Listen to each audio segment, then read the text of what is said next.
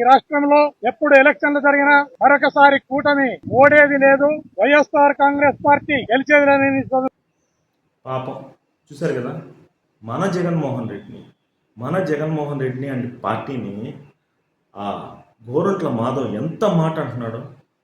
నిజంగా అండి, చాలా ఘోరం. ఏంది గోరంట్ల మాధవ్? కూటమి ఓడిపోయేది లేదు, వైఎస్ఆర్సీపీ పార్టీ గెలిచేది లేదా? అందరికీ తెలుసు, కూటమి వాళ్ళకి తెలుసు, మీ నాయకులకు కూడా తెలుసు, జగన్మోహన్ రెడ్డికి కూడా తెలుసు. అయినా సరే బహిరంగంగా చెప్పేస్తా. నిన్ను ఎంత చేశాడు సీఏగా సస్పెండ్ అయిన తర్వాత? నీకు ఇంగ్లీషు హిందీ ఏమీ రాకపోయినా సరే తీసుకెళ్ళి ఢిల్లీలో కూర్చోబెట్టాడు ఎంపీ సీట్ ఇచ్చి. ఆ కృతజ్ఞత భావం కూడా లేదా?